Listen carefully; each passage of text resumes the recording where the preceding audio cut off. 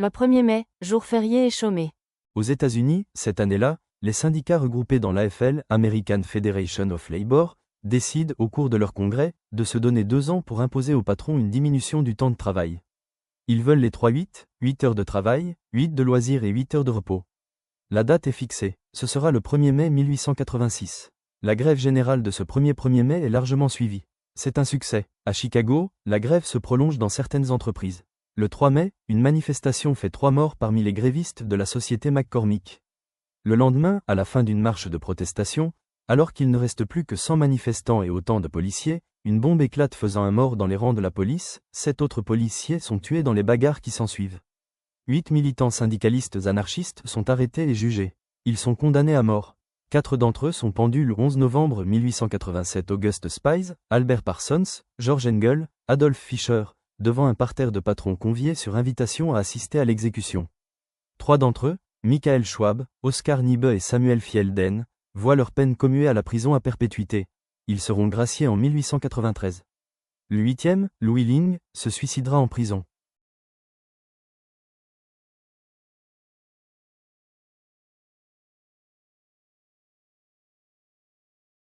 TIS n'est qu'un ensemble de lois dont le but est d'abord de faire respecter l'ordre établi. C'est dans cet objectif que les 8 de Chicago ont été condamnés à mort. C'est ce que déclare le procureur Julius Grinnell quand il s'adresse au jury. Il n'y a qu'un pas de la République à l'anarchie. Ces 8 hommes ont été choisis parce qu'ils sont des meneurs. Ils ne sont pas plus coupables que les milliers de personnes qui les suivent. Messieurs du jury, condamnez ces hommes, faites d'eux un exemple, faites-les pendre et vous sauverez nos institutions et notre société. C'est vous qui déciderez si nous allons faire ce pas vers l'anarchie ou non. Pendus pour l'exemple. Faites-les pendre et vous sauverez nos institutions et notre société. Dixie le procureur Julius Grinnell. Cet événement provoque une importante mobilisation internationale et l'organisation de nombreuses manifestations en Europe. À cette occasion, George Bernard Shaw, futur prix Nobel de littérature, déclara « Si le monde doit absolument pendre 8 de ses habitants, il serait bon qu'il s'agisse des 8 juges de la Cour suprême de l'Illinois. » C'est certainement cet écho international qui est à l'origine de la décision prise en 1889 par le Congrès de la Deuxième Internationale socialiste réunie à Paris à l'occasion du centenaire de la Révolution française.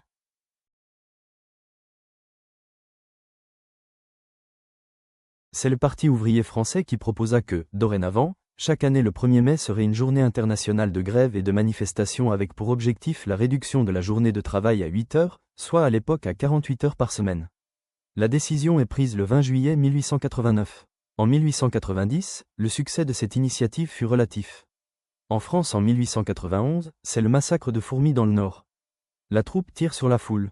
Bilan, 10 tués dont 2 enfants, dangereux bien sûr, de 11 et 13 ans. Et 9 manifestants sont condamnés à des peines de 2 à 4 mois fermes pour entrave à la liberté du travail, outrage et violence à agents et rébellion.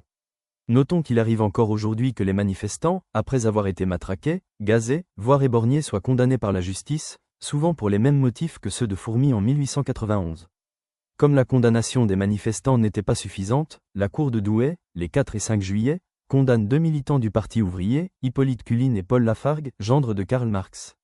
Accusés d'être les instigateurs, meneurs aujourd'hui, de la grève et de provocation à attroupement armé, ils écopent de 6 ans de travaux forcés et 10 ans d'interdiction de séjour pour le premier et d'1 an de prison pour le second.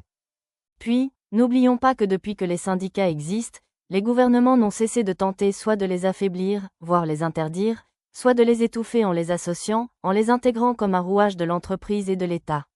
C'est en souvenir du sang versé qu'aujourd'hui encore, dans certaines régions, les militants épinglent une églantine écarlate. Dans d'autres régions, c'est le muguet, souvent nantais, qui est à l'honneur.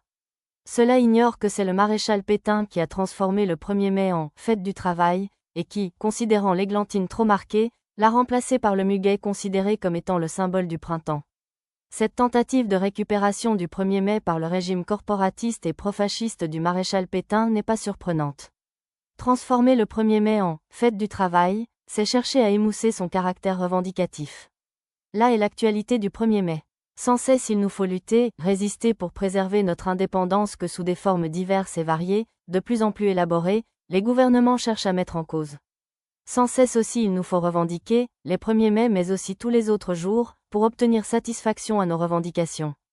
Le 1er mai 1884 était consacré au 3-8.